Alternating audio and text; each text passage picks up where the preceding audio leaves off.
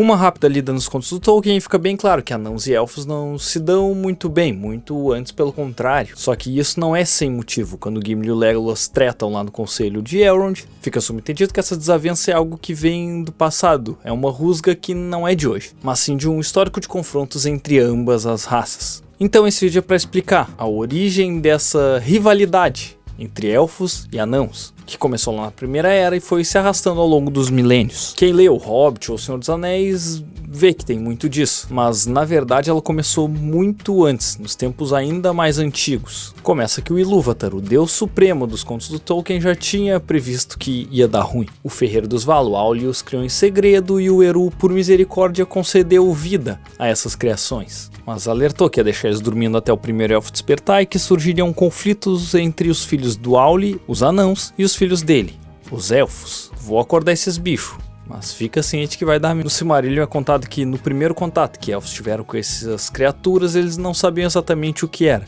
Então, na dúvida, acabaram caçando e matando esses anãos, aos quais eles se referiam como animais de duas pernas. Quando eles perceberam que era uma outra criação senciente, tarde demais. Esses eram chamados de pequenos anãos e eram diferentes dos anãos que os elfos foram lidar mais tarde, que eram os das Montanhas Azuis. Isso fez com que esses anãos odiassem os elfos desde o princípio, mas a maior mágoa não foi nem com os Sindar que os caçaram, e sim com os Noldor que foram exilados das Terras Imortais, e inclusive o Finrod, irmão da Galadriel, que provavelmente ainda não utilizava o Undercut topzera e se estabeleceu e acabou criando um reino élfico dentro de uma das cavernas, com a ajuda desses pequenos anãos, ali por volta do ano 52 da Primeira Era. Só que um anão chamado Min, tentou assassiná-lo enquanto ele dormia, e isso provocou que todos os anãos fossem enxotados de lá. Inclusive o Min foi o último sobrevivente dessa sub-raça dos anãos, e depois acabou fazendo umas coisas bem tenebrosas no conto Os Filhos de Uri. Mais tarde os anãos das Montanhas Azuis acabam auxiliando Finrod.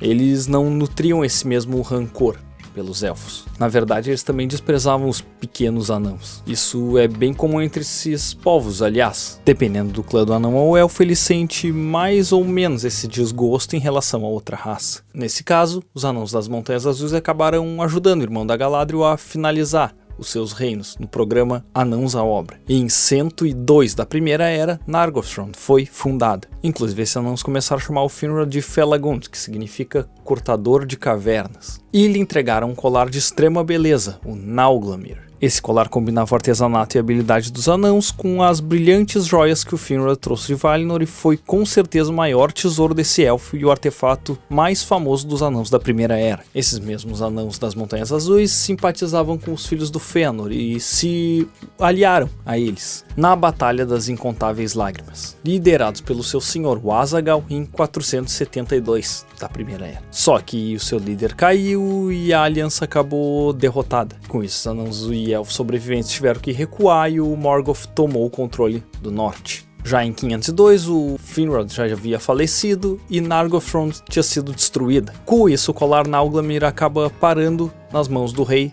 Thingol, em Doriath. E ele resolve que queria combinar esse colar bonito com uma Silmaril, que o Beren havia conseguido roubar da coroa do Morgoth. Com isso, ele contrata os anãos de Nogrod para fundir esses itens. Só que ficou tão bonito que na hora de entregar, não deu. Eles apreciaram tanto que, como pagamento por esse trabalho, eles queriam o próprio artefato no qual haviam trabalhado. E tentaram usar o argumento de que o colar, na verdade, era dos anãos e não do Thingol por direito. Esse rei élfico percebe que, na verdade, é a cobiça pela Silmaril que está fazendo isso com a mente deles e tenta os expulsar dali. Mas aí acontece uma matança e o Thingol é assassinado pelos anãos. Depois de matar o rei dos elfos, eles pegam o colar e tentam fugir, mas são caçados e mortos ainda em Doriath. Só que 2 escaparam e chegaram até Nogrod. Lá eles contaram que na verdade foi o rei Thingol que mandou assassinar todos os anãos. Com isso, os anãos de Nogrod passaram algum tempo planejando uma vingança e foram com tudo para Doriath. Eles até tentaram convencer os outros anãos de Belegost, mas eles não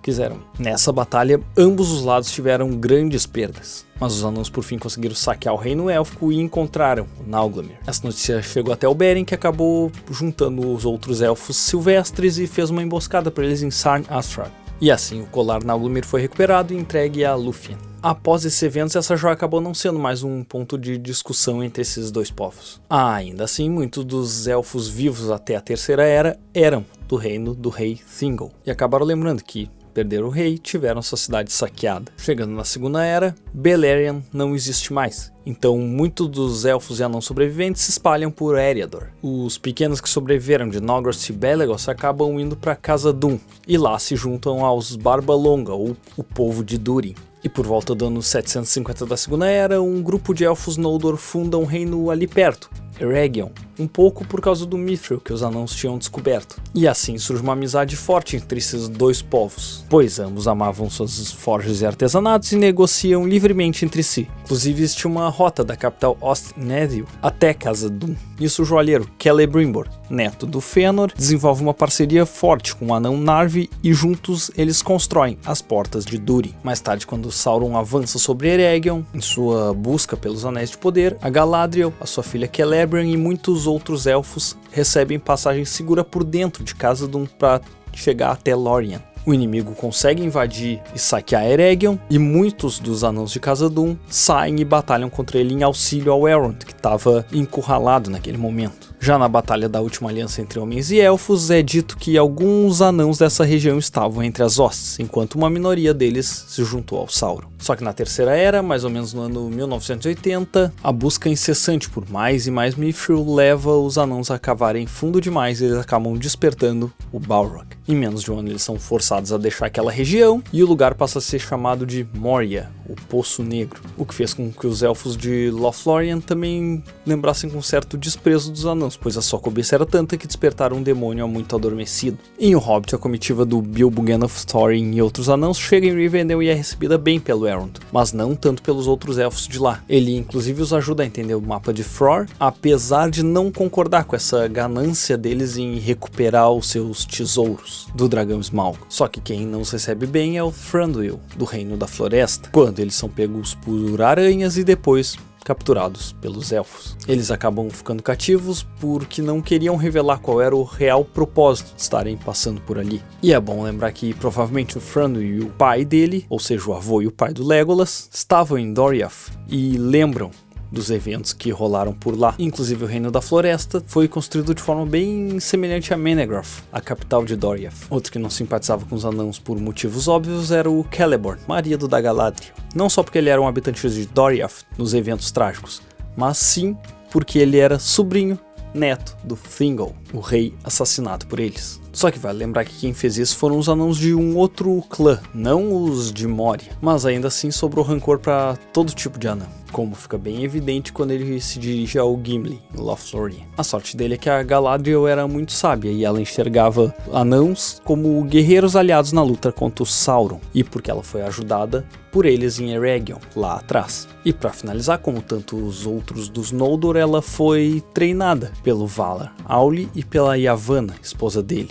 Então, de certa forma, ela partilhava esse amor com eles sobre o artesanato e outras coisas. Por causa do Gimli, inclusive, é que eles são todos vendados para entrar no Reino da Floresta de Lothlórien, e o Celeborn lamenta que o grupo tenha ido até lá porque tinha um anão entre eles. Ele, inclusive, fala que se soubesse que eles tinham despertado de novo o Balrog, não tinha nem deixado eles cruzar as fronteiras de Lórien. Então ele não estava amargurado só pelos eventos de 6.000 anos atrás, a morte do seu tio-avô, mas também porque eles despertaram esse Mali na Terra-média, o Balrog. Isso é algo que acaba tornando bem chocante o fato da Galadriel ter dado 3 fios de cabelo ao Gimli. E também prova o quão fortes eram os sentimentos entre o Legolas e o Gimli para ter ignorado tantos fatos históricos e acabaram se tornando best friends forever. E inclusive navegando juntos para o oeste, na Quarta Era, que é o que eu conto nesse vídeo aqui.